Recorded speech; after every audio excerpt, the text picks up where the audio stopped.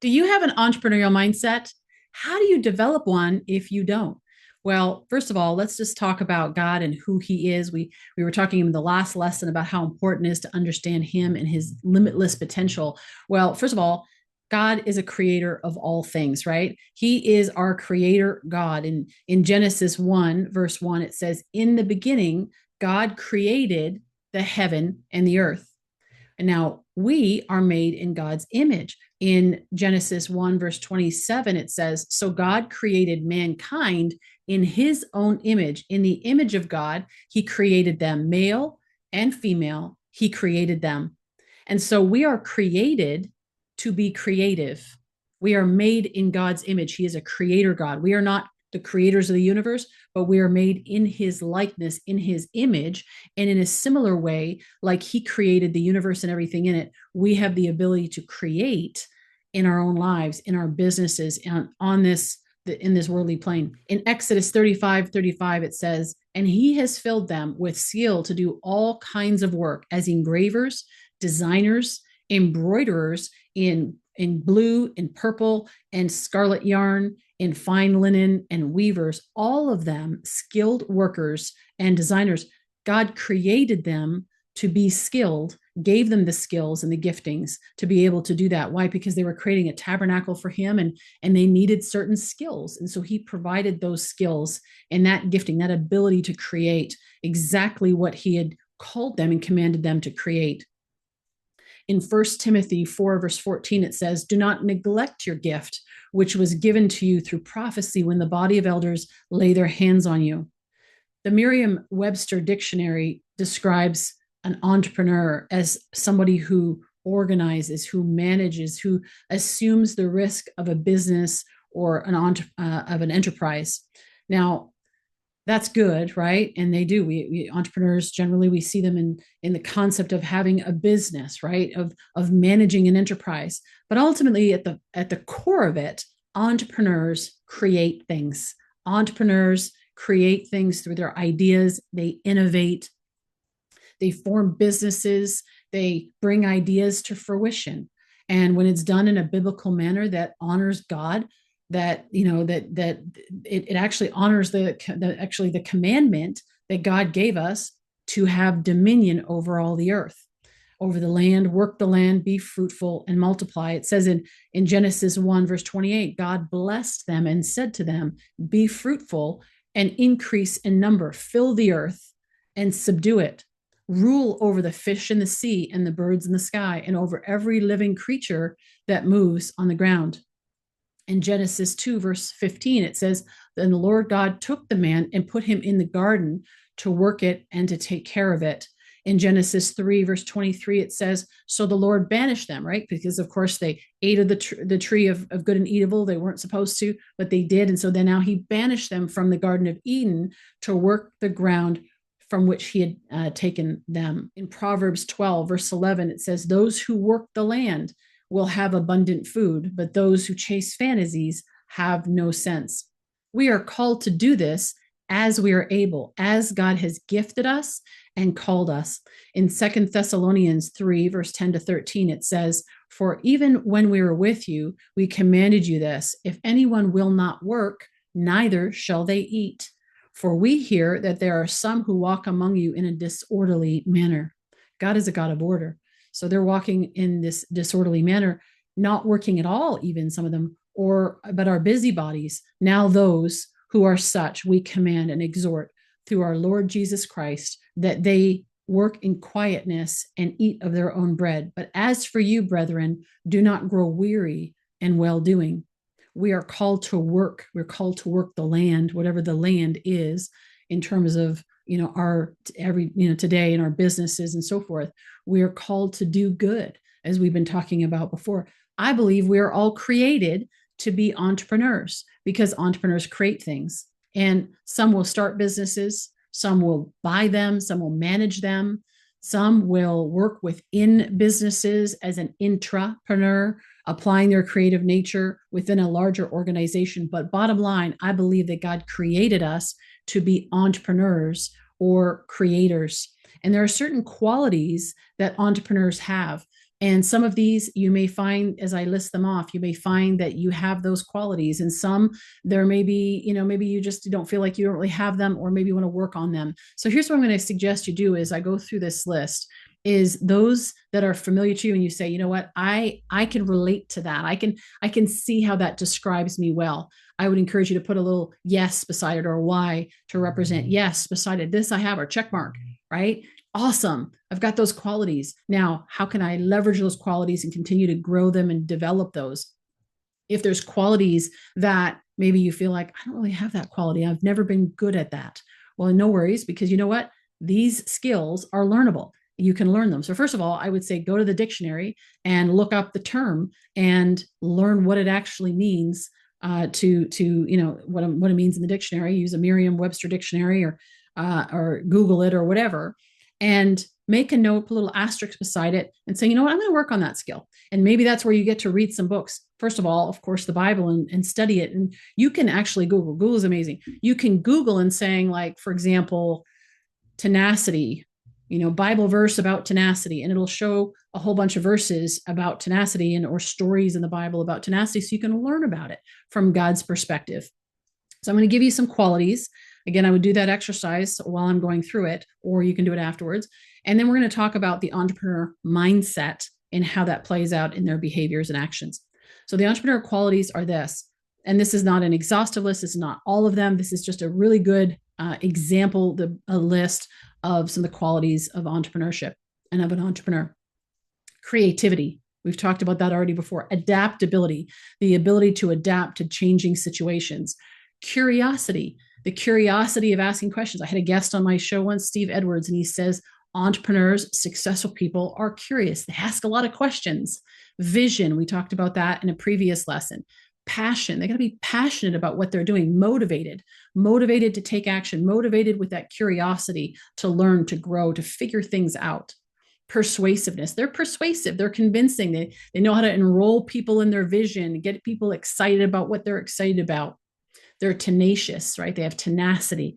They're willing to fight through the challenges, fight through the unknown, to work through it, to not give up very, too easily. They're resourceful. If one door closes, they find another. They know how to work things out. They know how to figure things out and get resourceful. They're resilient, right?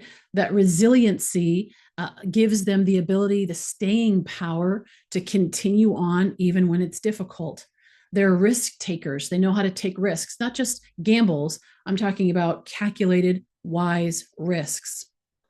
They take ownership, right? They take ownership of what it is that they're doing, right? There's that leadership quality, right? So they're also learners. They love to learn and to grow. They're independent. They're independent thinkers. They don't just take the status quo and accept that that's the way it is because that's what everybody says.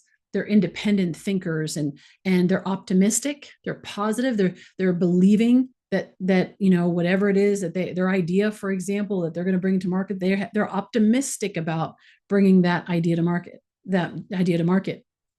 And they're problem solvers. Okay, so they know how to solve problems. The bigger the problem, somebody said once, is that the bigger the problem, the more money you make, right? It's like if you solve the problem for people, that's valuable. Okay, and that doesn't entirely work because then the biggest problem solvers make the most money, and sometimes that is not the case. Some of the people that serve the most, missionaries that go in and serve in difficult places, they don't make the money, but you know what they do is they are storing up treasures in heaven. And from that standpoint, absolutely, they do have the greatest wealth that has been developed out of their willingness to do what God's called them to do. But anyway, I digress.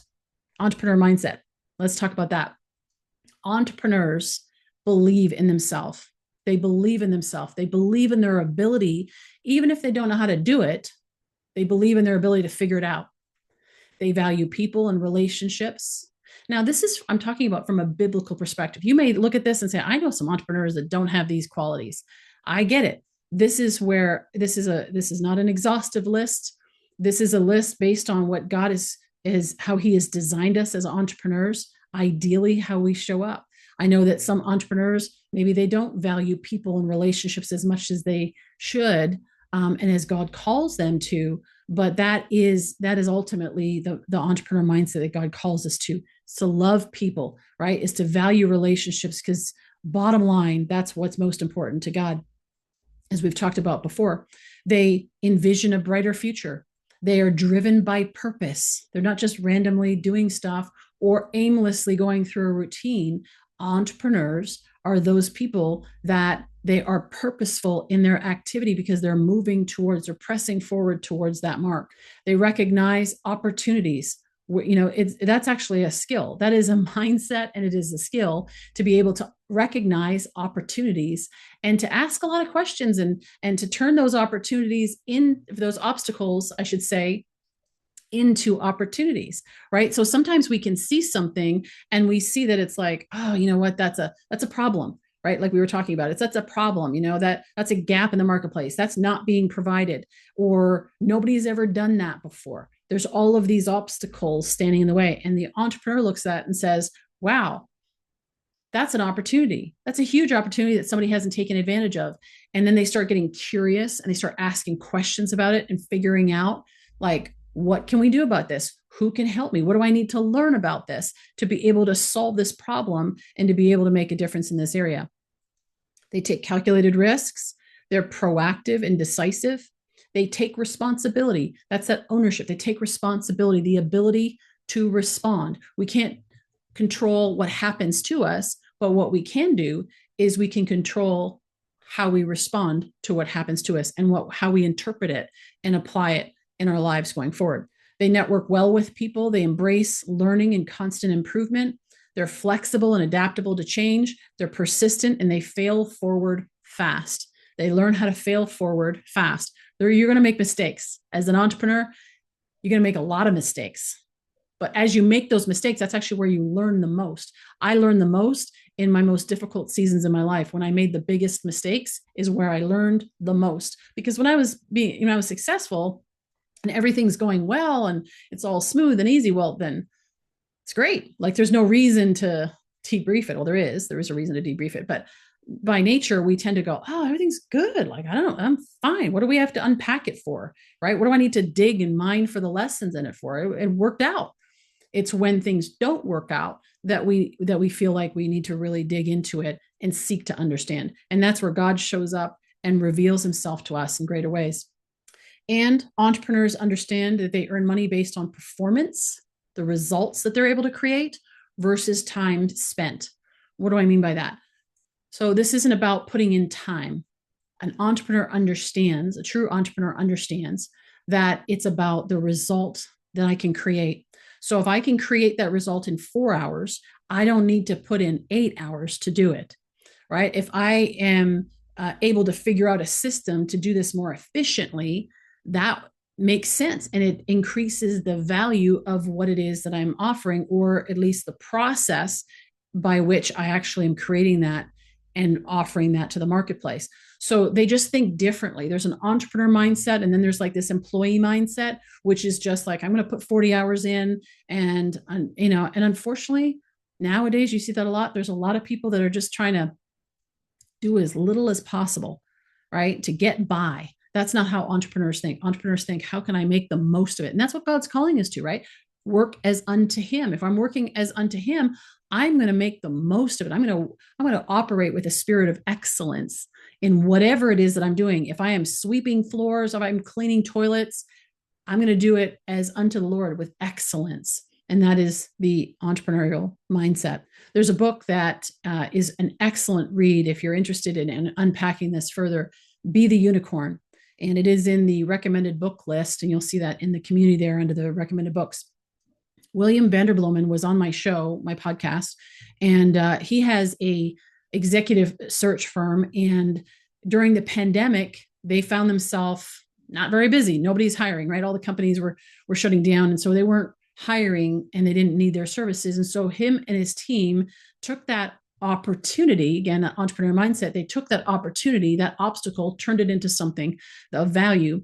Is they spent time going through 30,000 candidates that they had interviewed over the years, and resumes that they received looking for executive positions, and looked at them and said, okay, what do they all have in common? What are the common habits? that made this person stand out that this person didn't have.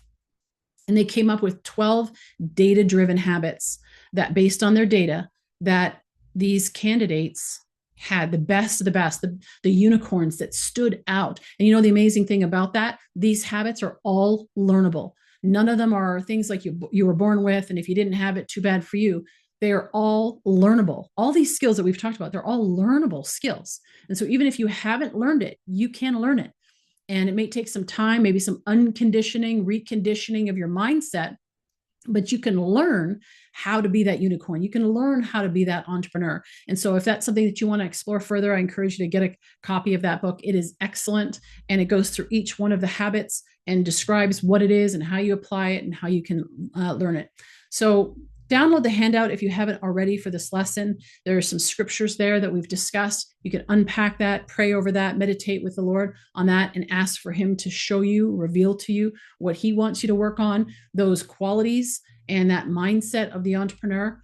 Do that little exercise, make a list of the things that God is prompting you to develop, the things, the skills, and the mindset he knows that you need for the journey ahead. And just make a plan. Make a plan. Maybe it's one quality a month, and you develop and work on that one quality, learn about it, study it, and understand learn how to apply it in your life and develop that habit. Habits are not built and developed in 21 days, much to what everybody says out there. It's not. It takes more like 63 days, 66 days, I think it is. Dr. Carolyn Leaf, who was a Christian cognitive behavioral science, brain scientist, in cognitive behavior, and she has a video series that's out there on the YouTube and she talks about, actually shows the visual of the neural pathways in your brain and how it develops how the brain develops and changes and develops habits physically, what it looks like in your brain. And so she can show you that after 21 days, you can start to see it developing that habit, in the brain. And then from there, it actually over time starts to develop and fully formed after, I think it's 63 or 66 days. So give yourself some time. The point is, give yourself some time to develop the habit. And it's going to require repetition, reinforcement, and it'll be worth it. I'm just going to say that it'll be so worth it to develop these habits, and you'll see the benefit of these habits present in your life and in your business as you apply them. Okay, so I hope this has helped you. If there's any questions, post it in the chat, post it in the feed. Let us know if there's any testimonies or things you want to share. We'd love to hear from you as you go through this course with us, and as you journey, through the material and applying it in your life. Okay, so we'll look forward to seeing the next lesson.